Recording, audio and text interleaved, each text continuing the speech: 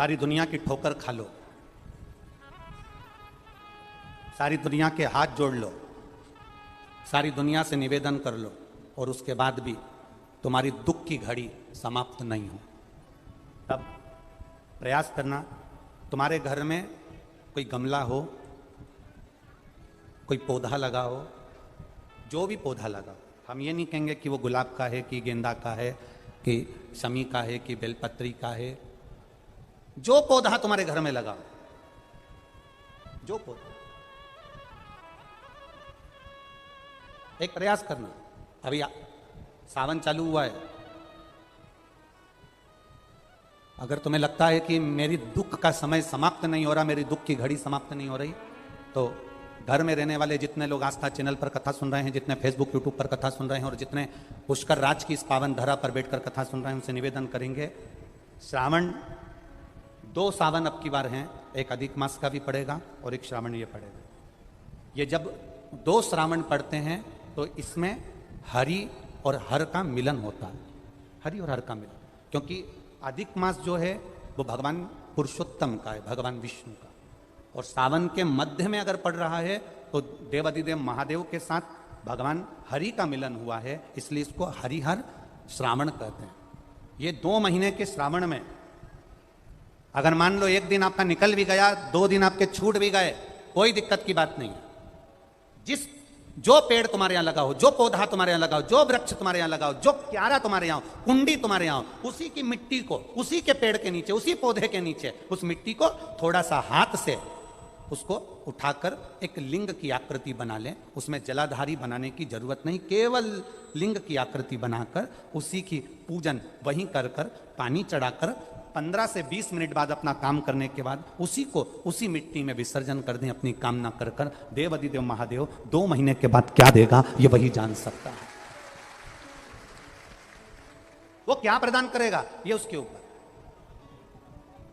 देख लिया हमने, बहुत प्रयास कर देख लिया, सारी दुनिया का हमने प्रयोग कर देख लिया। इनसे भी पूछा, उन्होंने कहा वाशरूम इधर बना दो, वास्तु शास्त्री ने कहा ये बना दो, ज्योतिष आचार्य ने कहा ये बना दो, उन्होंने कहा ये बना दो, उन्होंने कहा वो बना दो। हमने दुनिया का काम कर देख लिया, हाथों की अंगूठियां बदल कर देख ली, नग आभूषण बदल कर देख लिए, सोने की दिशा बदल कर देख ली, सीढ़ियों की दिशा बदल कर देख ली। अब जब सारी दिशा बदल कर देख ली, सारा काम कर देख लिया, उसके बाद भी अगर हमारी ग्रह दशा नहीं सुधरे, हमने सबके दरवाजे जाकर देख लिया, देवी देवताओं के भी धोक के देख लिया, पर जब भी अगर हमारी दशा ना सुधरे तो फिर कहीं मत जाना, महादेव के चरणों में जाकर बस उसकी आराधना में लग जाना, फिर वो संभाल लेगा। उसके ऊपर गुरु पूर्णिमा की कथा में हमने एक बात कही थी, घर में शादी होती है, घर में विवाह होता है, घर में फंक्शन होता है, घर में जन्मदिन मनाया जाता है, घर में शादी की सालगिरह मनाई जाती है, घर में मकान का मुहूर्त करा जाता है, घर में किटी पार्टी करी जाती है, घर में जब शुभ अच्छे कार्य होते हैं, शादी होती है, तो जितने रिश्तेदार होते हैं वो आगे बढ़ कर काम करते हैं। बोलो करते कि नहीं करते? शादी में दूल्हा घोड़ी पर चढ़कर जाता है, सारे रिश्तेदार आगे आगे नाचते हैं। शादी में दूल्हे के आगे सारे रिश्तेदार चलते हैं, फंक्शन में अच्छे कार्य में सारे रिश्तेदार आगे आगे बढ़कर काम करते हैं। पर परिवार में अगर कोई मर जाता है तो जितने रिश्तेदार होते हैं वो अर्थी के आगे नहीं चलते, अर्थी के पीछे चलते हैं। मतलब ये हमारा व्यवहारिक जीवन कहता है कि सुख के समय पर तुम्हारे सब आगे हैं और जैसे ही तुम्हारी जिंदगी में दुख आया तो सब पीछा छोड़कर पीछे चले जाते हैं, आगे तुम्हारे कोई नहीं रहता है। दुख की घड़ी में सब पीछे, सुख की घड़ी में सब आगे।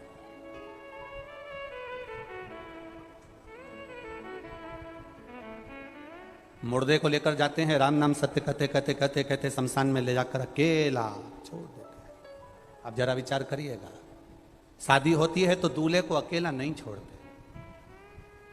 तुम्हारे राजस्थान में छोड़ते हो तो बात दूसरी है, हमारे मालवा में तो नहीं छोड़ते, मध्य प्रदेश में दूल्हे को अकेला नहीं छोड़ते, क्योंकि हल्दी लगी होती है तो कहते अकेला मत जाना, अकेले मत रहना, ए बना ए बनी अकेली नहीं रहती।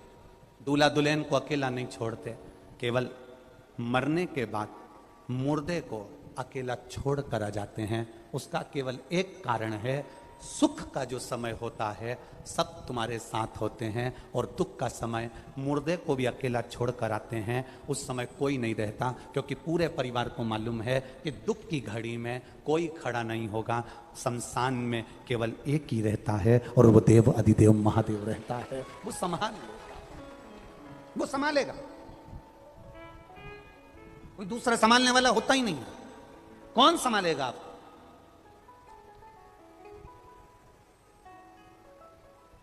जितने लोग कुबेरेश्वर धाम पर आते हैं, हम उनसे कहते हैं कभी भी यहां पर आकर ये मत कहना कि मेरी गाड़ी, मेरा बंगला, मेरी जमीन, मेरी जायदाद। यहां तो झोली भी अगर खाली लाओ, 25 साल, 30 साल, 40 साल भी अगर शादी को हो गए और औलाद नहीं हुई है, तो उसके दरवाजे पर जाकर कहना, कथा सुनते सुनते उसके 7 दिन की कथा में कंकर शंकर का स्पर्श रोज कर कर अपने गर्भ को लगाते हुए कहना, तेरी कथा सुन रही हूं, मैंने सुना है तू सबकी गोदी भर देता है, मेरी शादी को 30 साल हो गए, झोली तो तू ही भरेगा, मुझे विश्वास है खाली नहीं लौटाएगा, और वो देकर ही भेजता है, देकर ही भेजता।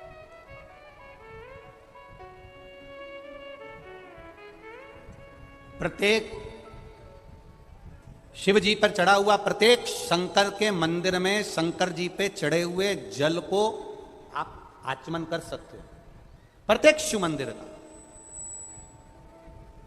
केवल एक शंकर भगवान का शिवलिंग ऐसा होता है जिसके ऊपर चढ़ा हुआ जल का आचमन अपन नहीं करते, वो होता है पारत का शिवलिंग, पारे का शिवलिंग। कौन सा शिवलिंग है? पारत का शिवलिंग।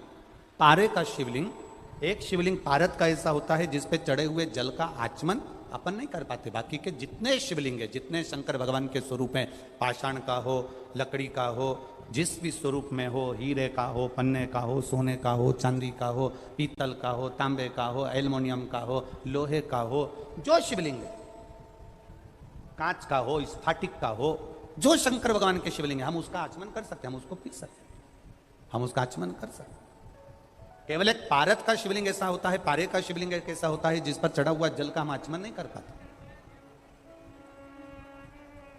उसी तरह जैसे पारे पर चढ़े हुए जल का आचमन साधारण मनुष्य नहीं कर पाता, उसी तरह भगवान शंकर के चरित्र को, भगवान शंकर के स्वरूप को, भगवान शंकर के स्वरूप को साधारण मनुष्य नहीं पहचान पाता। बहुत कठिन है भगवान शिव को पहचान, बहुत कठिन, शिव को जानना बहुत कठिन है। हम पहले भी कथा में कहे, आज फिर कहते हैं, आप लोग तो आ गए यहाँ कथा सुनने के लिए, कथा सुनकर 7 दिन में, आज 5 तारीख है, 11 तारीख को आप लोग चले भी जाओगे, पर तुम्हारे आने से सबसे ज्यादा चिंता अगर व्यापती है तो मेरे देवादिदेव महादेव को लगती है, सबसे ज्यादा चिंता उनको लगती है। कारण क्या है? महादेव को चिंता ये लगती है कि आ तो गया है, विश्वास कर कर, भरोसा कर कर, दृढ़ता लेकर, कि सियोर वाला महाराज कहता है कि जो शिव महापुराण की कथा सुनता है, शंकर की कथा को जो धारण करता है, शिव तत्व को जो धारण करता है, मेरा देवादिदेव महादेव उसकी गोदी भरता है, उसकी झोली भरता है। आप आ तो गए हो, चिंता उसको व्याप्त है।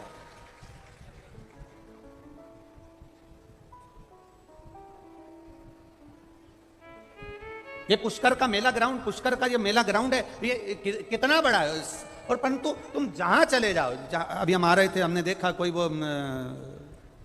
ऊंट चलाने की गाड़ी होती है ना, है? क्या बोलते हैं उसको? छकड़ा गाड़ी है। अच्छा, तो ऊंट की जो गाड़ी होती है, हाँ, इतने चतुर लोग कि वो उन्होंने देखा ये पंडाल पूरे भरे पड़े हैं, जगह नहीं मिल रही है और लोग जहां तहां बैठे हैं, तो वो छकड़ा गाड़ी को यहाँ बाजू में लिया है और उसके नीचे घुस के बैठ गए। बताओ उसका करे, आधे उसके ऊपर बैठे, आधे उसके नीचे बैठे, और ऊंट के पते ठिकाने नहीं। अब ऊंट कहाँ गया वो अब मालूम। परंतु सबसे ज्यादा खुश आज ऊंट भी हुआ होगा।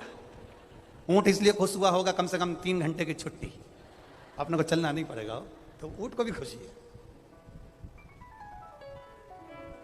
अब आ तो गए अपन इतने, अब चिंता व्यापे देवादिदेव महादेव को, क्योंकि उसको मालूम है कि शिव पुराण तक पहुंचा है, खाली नहीं रखना है इसको, कथा तक आया है ना, खाली नहीं रखना है इसको, झोली भर कर भेजना है, झोली भर कर, ये उसको मालूम है।